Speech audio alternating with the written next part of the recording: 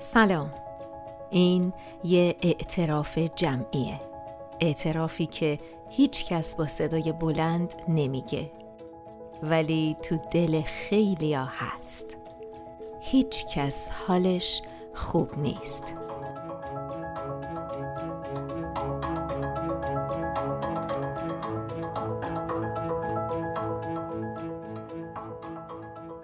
با اینکه میخندیم، شوخی میکنیم، عکس میگیریم، استوری میذاریم، ولی انگار یه چیزی ته دلمون همیشه گرفته است. چرا؟ چی شد که حال همه بد شد؟ نمیدونم الان دقیقاً کجایی یا موقع شنیدن این صدا چه حالی داری، ولی اگه این پادکست رو پلی کردی یعنی یه چیزی هر چقدرم کوچیک، یه جرقه‌ای توی دلت روشن شده. شاید خسته‌ای، شاید دلگیری، شاید فقط دنبال یه صدا میگشتی که بفهمت، یا حتی شاید نمیدونی دنبال چی بودی، فقط اومدی و همینه که این پادکست شکل گرفت. چرا هیچ کس حالش خوب نیست؟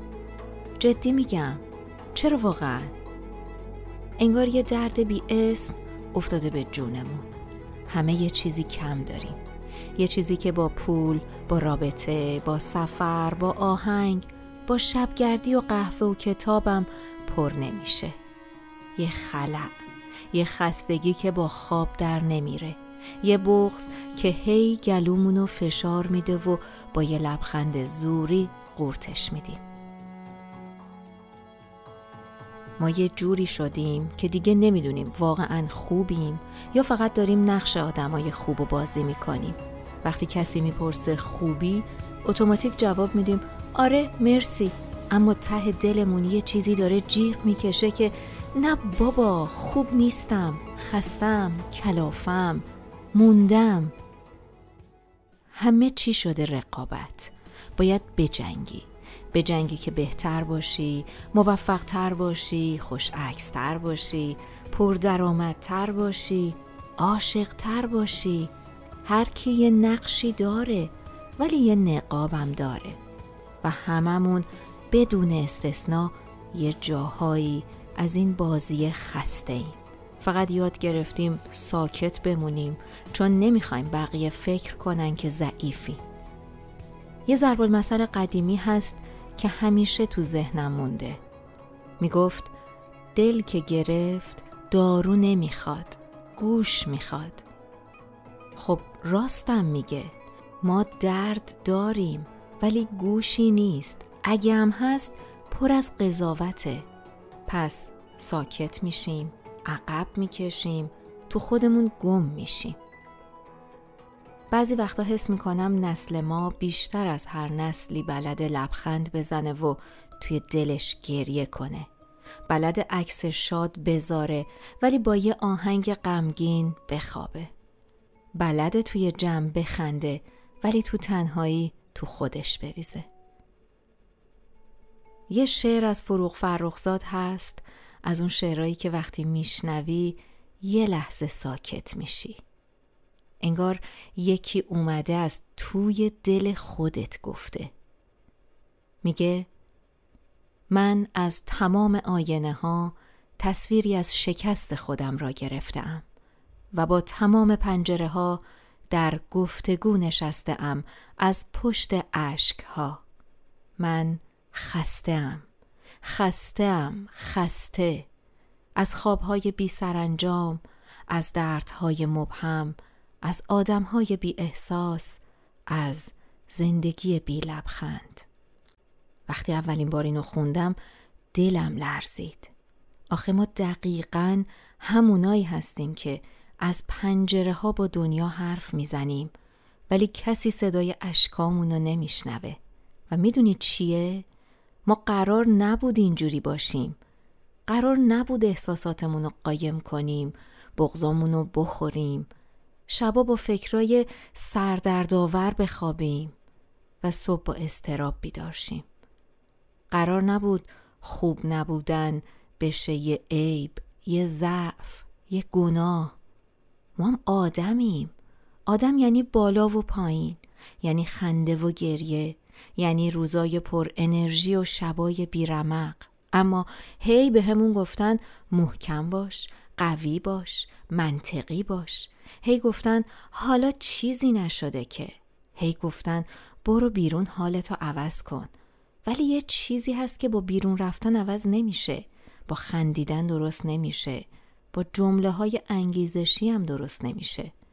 اون چیزیه که اسمش معناست. معنا همون چیزیه که انگار یه جایی تو مسیر دویدنامون گمش کردیم. ما همیشه مشغول بودیم. هی برنامه ریختیم، هدف نوشتیم، تلاش کردیم، رشد کردیم.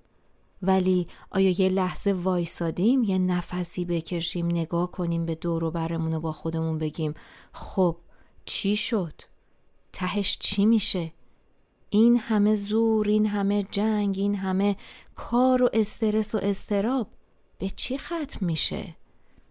انگار یکی یه نقشه بزرگ از زندگی دستمون داده ولی یادش رفته مقصد و روش علامت بزنه و ما همین جوری داریم دور خودمون میچرخیم. دنبال چی؟ خودمونم نمیدونیم. فقط میدونیم یه چیزی کمه، یه معنا، یه دلیل، یه نقطه‌ای که بشه بهش تکیه کرد و گفت برای همینه که دارم ادامه میدم. خیلیا اون معنا رو گم کردن. تو شلوغی، تو رابطه های نصف نیمه، تو شغلایی که فقط پول میدن نه آرامش، تو جاهایی که مجبورن باشن نه جایی که دلشون میخواست باشن. وقتی معنا نباشه حال خوبم پایدار نیست. شبیه لبخندیه که زود پاک میشه، شبیه یه چراغی که روشنش میکنی ولی برق نداره. پس شاید اگه بخوایم بدونیم چرا هیچ کس حالش خوب نیست، باید اول بپرسیم آخرین باری که با خودمون صادق بودیم کی بوده؟ آخرین باری که از خودمون پرسیدیم واقعاً چرا داریم ادامه میدیم کی بوده؟ ما یاد گرفتیم دنبال چیزای بیرونی بگردیم، در حالی که همه چی از درون شروع میشه. وقتی معنا نباشه موفقیت هم پوچه. وقتی دلیل نباشه رابطه هم فرسایشی میشه. وقتی ندونی واسه چی زنده‌ای هر روز فقط یک تکرار بیروحه. اما با همه اینایی که گفتم یه چیزی هست که همیشه میمونه. آدم بودن یعنی پذیرش حال بد. یعنی بدونی این حسا هستن که یه روزی میان یه روزی میرن، ولی تا زنده‌ای تو این سفر همراهتن. و شاید تنها کاری که میتونیم بکنیم اینه که وقتی حالمون بده نگیم خوبه. که وقتی دیدیم یکی ساکته فکر نکنیم دل گرفتگیش الکیه. که وقتی یه نفر خسته است نگیم یکم بخواب درست میشه. شاید فقط باید کنارش بشینیم، گوش بدیم و بهش بگیم میفهمم. اگه الان توی دلت یه چیزی لرزید، یه قطره اشک نشست گوشه چشمت، یا فقط حس کردی این صدا یه ذره شبیه صدای خودته، بدون که این پادکست واسه همین بود. مرسی که شنیدی، مرسی که تا آخرش گوش دادی. با اینکه دنیا پر از صدای بلند و قضاوته، تو یکی از اون آدمایی هستی که حس دارن، عمق دارن، دنبال معنا میگردن و این یعنی هنوز امید هست. هنوز میشه با یه جمله، با یه نگاه، با یه فهمیدن کوچیک یکم از این حال بد کم کرد. تا اپیزود بعد مراقب حال دلت باش که حال دل اگه خوب باشه دنیا یکم قابل تحمل تر میشه.